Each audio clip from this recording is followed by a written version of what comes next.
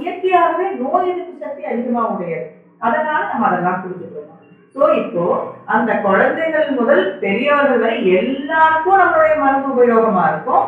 குழந்தைகள்ல இருந்து நம்மளுடைய ஆயுர்வேத மருந்துகள் கொடுப்பதனால அவங்களுக்கு அந்த நோய் எதிர்ப்பு சக்தி இயற்கையாகவே வந்து நம்மளுடைய வயது மூப்படையாலே அவங்களுக்கு இயற்கையாகவே அவங்க ரொம்ப ஆரோக்கியமா இருப்பாங்க. அதனால இந்த காமன் கோல்டு, த்ரோட் பெயின், இது எல்லாத்தையும் கம்பைன்டு மெடிசனா நம்மளால அதைய ஆயுர்வேத மருத்துவர்கள் சரி செய்ய முடியும். அடுத்து தலைவலி. தலைவலி எல்லாம் சரிப்படுத்த முடியுங்களா? பெயின் எனக்கு வந்து ஒரு டோலோ போட்டா சரியாகும், ஒரு பேராசிட்டமால் போடுவேன், நான் பெயின்காக டைக்ளோ போடுவேன், இன்ஜெக்ஷன் பண்ணுவேன், இந்த மாதிரிலாம் சொல்லுவோம். அப்படி சரியாயிட்டு இருக்கிறவங்கள கூட நம்ம ஆயுர்வேத மருத்துவ முறையில நம்மளால கண்டிப்பா அவங்களே சரிப்படுத்த முடியும். அந்த வலியெல்லாம் போக முடியும். அவங்களை நல்லா ஆரோக்கியமா வச்சு. தலைவலி எதனாலலாம் வரலாம் அப்படின்னா, ஃபர்ஸ்ட் நம்ம எல்லாரும் காமனா ஒரு பேஷண்ட் நம்ம கிட்ட வந்தாங்கன்னா என்ன சொல்லுவாங்க அப்படின்னா, டாக்டர் எனக்கு தலைவலின்னு சொல்ல மாட்டாங்க, டாக்டர் எனக்கு சைனஸ் பிரச்சனை இருக்கு அப்படின்னு சொல்லுவாங்க, டாக்டர் எனக்கு மைக்ரேன் பிரச்சனை அவங்களே சொல்லுவாங்க. பிரச்சனை என்னன்னு தான் சொல்லணும். ஒரு மருத்துவர் இடத்துல போய் எனக்கு தலைவலி இருக்கு, எனக்கு எந்த நேரம் தலைவலி இல்ல ஒரு சைடு மட்டும் தலைவலிக்கு, எனக்கு காலையில மத்தியானம் வரைக்கும் தலைவலிக்குது, அதுக்கப்புறம் வலிக்கிறது இல்லை, இல்ல மத்தியானத்துல சாயங்காலம் வரைக்கும் தலைவலிக்கு வலிக்கிறது. அதாவது நம்மளுடைய பிரச்சனை என்னவோ அப்படித்தான் ஒரு மருத்துவரை அணுகணும். அப்பதான் அவங்களும் அதைய ஆலோசிச்சு எதனால அப்படிங்கறது சொல்ல முடியும். அப்ப அது சரியான சிகிச்சை வரும். நம்மளே ஒரு தீர்மானம் பண்ணிட்டு ஏற்கனவே நம்ம ஒரு மருத்துவரை சந்திச்சிருக்கோம், அவங்க சொல்லிப்பாங்க சைனஸ் தான் சொல்லிட்டு, ஆனா அது சைனஸ் தானே அதை நம்ம வச்சுக்கணும். ஆனா நம்மளுடைய பிரச்சனைகளை கம்ப்ளைண்ட்ஸா பிரசன்டிங் கம்ப்ளைண்ட்ஸா நம்ம கொடுக்கும்போது அந்த மருத்துவர் அவங்க யோசிச்சு அதை நம்ம சரி பண்ண முடியும். ஸோ அப்ப நீங்க இப்ப என்கிட்ட வரீங்க அப்படின்னா உங்களுடைய பிரச்சனை என்ன நீங்க சொல்லும்போது நம்ம சரியான தீர்வு அளிக்க முடியும். தலைவலி எதனாலதான் வரலாம்? ஒண்ணு இந்த சளி அதிகமா இருக்கிறதுனால அந்த நேரங்களில் உங்களுக்கு தலைவலி வரும். இங்கெல்லாம் சளி போட்டு அதனால சைனசைட்டிஸ்னு சொல்லுவாங்க. அதனால அதே மாதிரி நம்ம அதிகமா தலைக்கு குளிச்சு தலையை சரியா உலர்த்தாம தலையில நீர் இறங்குறதுனால நமக்கு தலைவலி வரும்.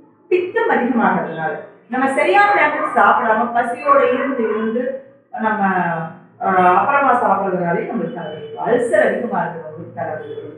டென்ஷன் எந்த நேரம் ஒரு மன உளைச்சல் இருக்கிறவங்களுக்கு தலைவலி வரும். கான்ஸ்டிபேஷன் மலச்சிக்கல் இருக்கவங்களுக்கும் தலைவலி வரும். நம்ம ஏதோ அது வேற பிரச்சனை இது வேற பிரச்சனை அப்படி கிடையாது. மலச்சிக்கல் இருந்தா கண்டிப்பா தலைவலி வரும். நம்ம நிறைய பேஷண்ட்ஸோட பேசும்போது நமக்கு தெரியும் என்ன சொல்லுவாங்கன்னா, நீங்க உங்களுடைய elimination process daily bowel movement எல்லாம் சரியா இருக்குன்னா சரியா இருக்குன்னு சொல்லுவாங்க. ஆனா அவங்க பாத்தீங்கன்னா ஒரு டைமிங் வந்து ஒரு 15 to 20 minutes half an hour rest ரூம்ல எடுத்துப்பாங்க. அதெல்லாம் ஆரோக்கியமான வாழ்க்கை கிடையாது. ஸோ ஒரு ரெஸ்ட் ரூம் போனா ஒரு 5 to 7 minutes, அதிகபட்சம் 5 minutes வெளியே வரலாம். ஸோ அப்படி அதிகமானாலே அது கான்ஸ்டிபேஷன் தான் இருக்கும். அதனால கூட நம்மளுக்கு தலைவலிகள் வரலாம். ஸோ இந்த மாதிரி தலைவலிகள்னா காமனா ஒரு டோலோ போட்டுட்டோ இல்ல ஒரு பெயின் கில்லர் போட்டோ நீங்க சரி பண்ணிட்டு இருந்தா அது ஆரோக்கியம் கிடையாது. ஒரு பிரச்சனை ஒரு முறை வரும்போது அதை நீங்க சாமானியமா எடுத்துக்கலாம். ஆனா அந்த பிரச்சனை உங்களுக்கு தொடர்ச்சியா வரும்போது அது எதனாலன்றதை ஆராய்ச்சி அது சரியான முறையில சரிப்படுத்திக்கிறது நம்மள ஆரோக்கியமா வச்சுக்கிறதுக்கும் நம்ம சார்ந்தவங்களை நல்லா வச்சுக்கிறதுக்கும் அது உதவியா இருக்கு. அடுத்தது பாத்தீங்கன்னா ஜென்ரலா பாடி டயர்ட்னஸ் வருது, அப்புறம் தலை சுத்தல் இருக்கிறது, வாமிட்டிங் இருக்கு, இது எல்லாமே வந்து பித்தம் அதிகரிக்கிறதுனால வருது. ஒரு 100க்கு ஒரு 50 பேருக்கு வாமிட்டிங் ப்ராப்ளம் சாப்பாடு சாப்பிட்டா எதுக்கு வர்றது, அப்புறம் புளிச்ச மாதிரி ஒரு டேஸ்ட், அந்த சாதத்துடைய டேஸ்ட் இங்கே இருக்கிறது, வாமிட்டிங் சென்சேஷன் இருக்காது, இதெல்லாம் இருக்கு. ஸோ இதெல்லாம் கூட குடல்ல புண்ணு ஏற்படுறதுனால ஏற்படுது. அதே சமயத்துல வாய்ப்புண் அதிகமாகும். வாய்ப்புண் அதிகமா இருந்தா குடல்ல கண்டிப்பா புண்ணு இருக்குன்னு அர்த்தம், அல்சர் சிவியரா இருக்குன்னு அர்த்தம். ஸோ நம்ம வாய்ப்புண்ணுக்கு மட்டும் எதையாவது பி காம்ப்ளெக்ஸ் சாப்பிட்றோம், அந்த மாதிரிலாம் சாப்பிட்றோம், நம்ம சாப்பிடுவோம். அது மட்டும் போராது. நம்ம வந்து உள்ள நம்மளுடைய உணவு முறைகள்ல சில மாற்றங்கள் கொண்டு வந்து குடல்ல சாந்தம் பண்ணும்போது குடல்ல இருக்க புண்ணு வாரும், அதே சமயத்துல வாய்ப்புண்ணு நம்மளுக்கு ஆயிடும். ஸோ நம்ம வந்து ஒரு பிரச்சனை வாமிட்டிங்னா அதை மட்டும் பார்க்கக்கூடாது, அதோட நிறைய பிரச்சனைகள் இருக்கிறதுனால எல்லாமே ஒரு கம்பைண்டா உங்களுடைய பிரச்சனைகளுடைய ஒரு விஷயத்த மட்டுமே நீங்க கவனிச்சுருப்பீங்க. எது பிரதானமா இருக்கோ அதைத்தான் நம்ம கவனிச்சு சொல்லுவோம், எது மெயின் கம்ப்ளைண்டா இருக்கும், மித்ததெல்லாம் நம்ம அதை அலட்சியமா விட்டுருப்போம். ஆனா அப்படி கிடையாது, எல்லாமே நம்ம கவனிச்சு சரி பண்ண வேண்டிய விஷயங்கள் தான். அப்புறம் சிலருக்கு லூஸ் மோஷன் இருந்துட்டே இருக்கும். பாத்தீங்கன்னா சாப்பிட்டோட பாத்ரூம் போவாங்க.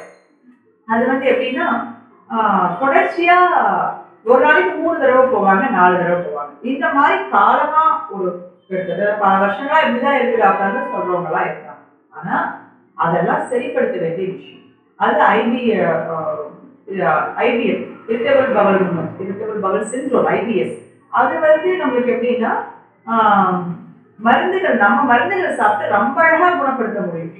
ஆயுர்வேத மருந்துகள் சாப்பிட்டு ஐபிஎஸ் அவ்வளவு அழகா குணப்படுத்த முடியும். ஆனா நம்ம என்ன நினைச்சுக்கிறோம், இது வந்து ஒரு இதுக்கு வந்து நீங்க மாற்று முறை மருத்துவ சிகிச்சைக்கு போகும்போது அவங்க மனநிலை பாதிக்கப்பட்ட சைக்கியாட்ரிஸ்ட் வரைக்கும் போயிட்டு வந்திருப்பாங்க. ஆனா இது குடல்ல ஏற்படக்கூடிய பிரச்சனை உண்மைதான். அதுல வந்து சைக்காலஜிக்கலா பிரச்சனை இருக்குதா. இப்ப வந்து நம்ம டென்ஷன் ஆகணும்னா நமக்கு மோஷன் போன போல இருக்கும். அதுதான் வந்து இந்த ஐபிஎஸ் முக்கியமான அறிகுறி தான். ஆனா அதுக்காக அது வந்து அவங்க சைக்காலஜிஸ்ட பார்க்கறது கிடையாது. அது குடல் சம்பந்தப்பட்ட பிரச்சனை.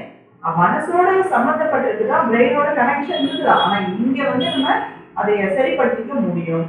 அடுத்தபடியா நமக்கு வேற என்ன பிரச்சனைகள் வரும்? காமனா ஒரு வெயில் காலம் வந்தா யூரின் போகும்போது எரிச்சல் வரும், கடுகடுப்பு, மூத்திர கடுகடுப்புன்னு சொல்லுவோம். அதையெல்லாம் நம்ம சரிப்படுத்த முடியுமா? கண்டிப்பா நம்மளால ஆயுர்வேத மருத்துவ முறையில் நம்ம அதெல்லாம் சரிப்படுத்திக்க முடியுது. இதெல்லாம் வந்து ஒரு சின்ன சின்ன திடீர்னு எனக்கு ஒரு 2 நாளா இந்த மாதிரி யூரின் போகும்போது எரிச்சலும் வலியும் இருக்குது அப்படின்னா கண்டிப்பா நம்ம அழகா அதை அடுத்த நாளே சரிப்படுத்திடலாம். ஆயுர்வேத மருத்துவ முறைனா அது கண்டிப்பா நம்மளுக்கு நாள்பட்டு 10 நாள் 20 நாள் மருந்து சாப்பிட்டாதான் சரியாகும், இல்ல 6 மாசம் சாப்பிட்டாதான் சரியாகும்னா கண்டிப்பா அப்படி கிடையாதுங்க. ஒவ்வொரு பிரச்சனைக்கும் அதற்கு தகுந்த மாதிரி சிகிச்சைகள் இருக்கு. அப்படியே நம்ம அழகா அதைய சரிப்படுத்த முடியும். அதே போல நம்ம சாதாரணமா வரக்கூடிய கால்ல வரக்கூடிய பித்த வலிப்பு, எரிச்சல், பாத எரிச்சல், டயபெட்டிக், இது எல்லாமே ஆரம்ப காலத்துல நீங்க டயபெட்டிக்கா இருந்தீங்கன்னா நம்ம ஆயுர்வேத மெடிசன்லயே அதை கண்ட்ரோல் பண்ணிடுவோம். அலோபதிக்கே போக வைத்து வராது. அதே சமயத்துல நம்மளுக்கு ஒரு ஒரு பெயின் இருந்துகிட்டே இருக்கு. ஹெட்டேக்லயே ஃப்ரண்ட்ல இருக்கிறது வேற மாதிரி இருக்கும், பின்னாடி கழுத்தோட வலி இருக்கும். கழுத்தோட வலி கையுக்கும் பரவும், சம்டைம்ஸ் இடுப்பு வலியும் இருக்கும். ஸோ இந்த கழுத்து வலி சரியாகுமா, பிபி சரியாகுமா, இந்த மாதிரி நிறைய இருக்கு. எல்லா பிரச்சனைகளையும் நம்மளால சரிப்படுத்திக் கொள்ள முடியும். ஆயுர்வேத மருத்துவம் தீர்க்க வியாதிகளுக்கு மட்டும் அல்ல, நம்ம சின்ன சின்ன பிரச்சனைகளையும் நம்ம மருந்துகள் சாப்பிட்டு உடனடியா ஓரிரு நாட்கள்ல நம்ம சரிப்படுத்திக்க முடியும் அப்படிங்கறதான் நம்ம தெளிவுபடுத்தணும் இன்னைக்கு நினைச்சிருக்கோம். உங்களுடைய சந்தேகத்தை நீங்க கேட்கலாம். நன்றி.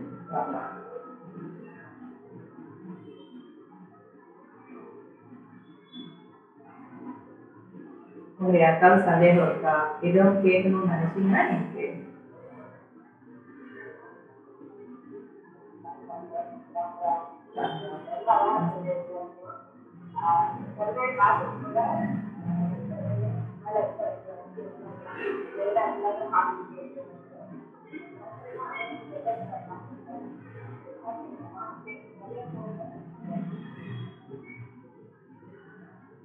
அது சரிப்படுத்திக்க வேண்டிய விஷயம் தான்.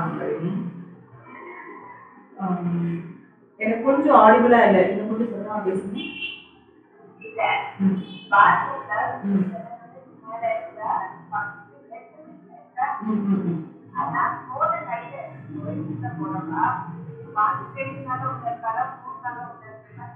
ரெண்டும் ஒண்ணுதான், அதுவும் ஒரு பிரச்சனை தான். அதாவது நம்ம எந்த வேலை செஞ்சாலும் கவனமா செய்யணும் இல்லையா? அதுல கவனம் இருந்தாதான் கம்ப்ளீட்னஸ் வந்து அங்க உட்கார பிடிக்காது. கம்ப்ளீட்டா போன மாதிரி ஒரு ஃபீல் இல்லாம தான் அப்படியே உட்கார்ந்துட்டு இருக்காங்க. அது அவங்களுக்கே தெரியாம மென்டல் சாட்டிஸ்பிகேஷன் இல்ல. நம்ம ஒரு வேலையை முடிச்சிட்டோம்னா அந்த இடத்துல இருப்போமா சொல்லுவோம், நமக்கு பிடிக்காது இல்லையா? பாத்ரூம் நம்மளுக்கு பிடிச்ச இடம் கிடையாது. ஆனா அது அவங்களுக்கே தெரியாம சைக்கலாஜிக்கலா சரி இன்னும் கொஞ்சம் போய் கம்ப்ளீட்டா போகணும் போல இருக்கேன்னு உட்கார்ந்துருப்பாங்க. அது வந்து சம்பந்தப்பட்டவங்களே ஒத்துக்கிடணும். அப்பதான் அதை நம்ம சரிபடுத்த முடியும்.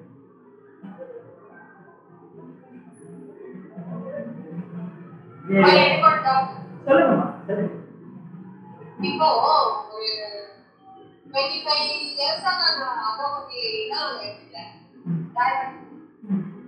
நம்ம அதேது வர முடியுமா? அதனால எதுவும் காம்ப்ளிகேஷன்ஸ் வராதா? கண்டிப்பா. எப்படி அது கொண்டு வர வாய்ப்பு மாறுது? இப்போ ஏதோ ஒரு சர்ஜரி வரும், அப்போ வந்து நம்ம அலோபதி